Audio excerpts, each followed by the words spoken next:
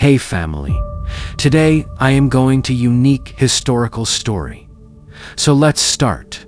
Please take the subscribe and like. History isn't just dusty dates and fancy names. It's about power, plays, ego, bad decisions, and moments where everything goes sideways. Back in the 1500s, Europe was basically one giant pressure cooker. England, France, Spain, and Scotland were all beefing over land, religion, money, you name it. And right in the middle of all that chaos were two places that changed England's future forever: St. Quentin and Calais. Let's start with St. Quentin.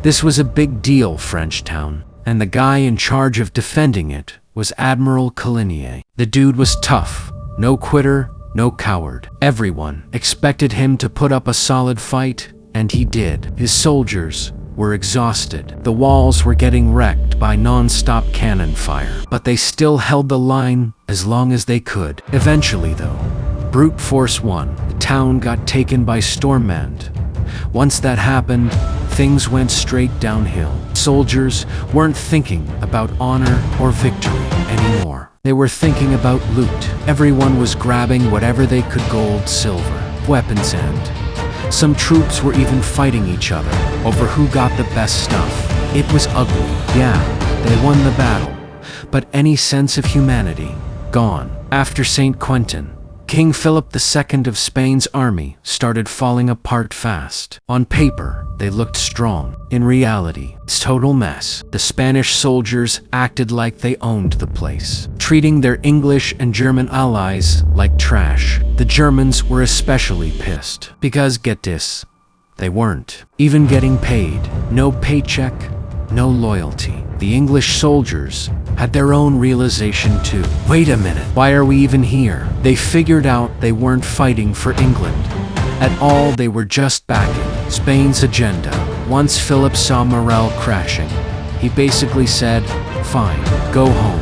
And just like that, England pulled out. Not just from the battlefield, but from the illusion that this war was ever really theirs. But the drama didn't stop there. England, fighting France, automatically dragged Scotland into the mess. Scotland's regent, Mary of Guise, was tight with France and wanted to hit England while it was vulnerable. Scottish border fighters started causing chaos, but England pushed them back. Still, Scotland's top nobles weren't down for a full-blown invasion. Their queen was still a kid, and they didn't want to gamble the whole country on a risky war. Politics did what politics always does, though. In 1558, the Queen of Scots married the French Dauphin. Boom, France and Scotland officially teamed up. England suddenly had enemies on both sides. Really serious. Enter Calais. Calais wasn't just another town. England had controlled it for about 200 years. It was their front door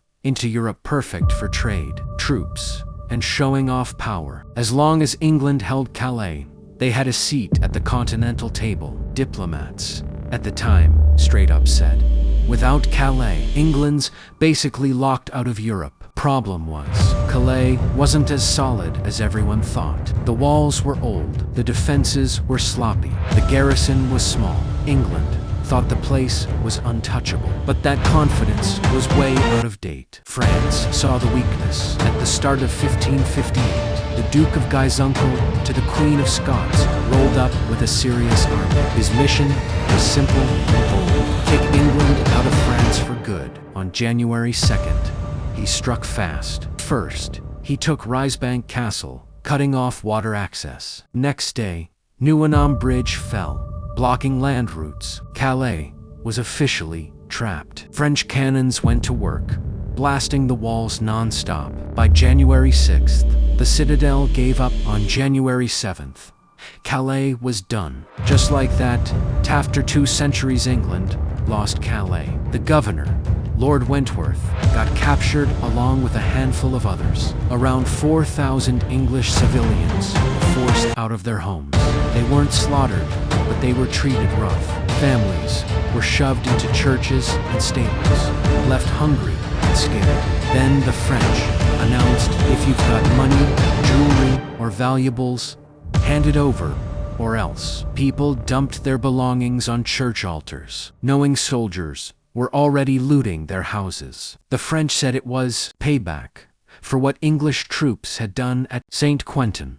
Eye for an eye. War logic. Nearby English forts didn't last long either. Guise held out longer, thanks to Lord Grey's stubborn defense, but it finally surrendered after heavy losses. Thames got lucky. The soldiers slipped out under cover of night, and that was it. England was officially out of mainland Europe. Funny thing is, years later, English leaders started saying, Calais wasn't worth it anyway. Too expensive, good riddance.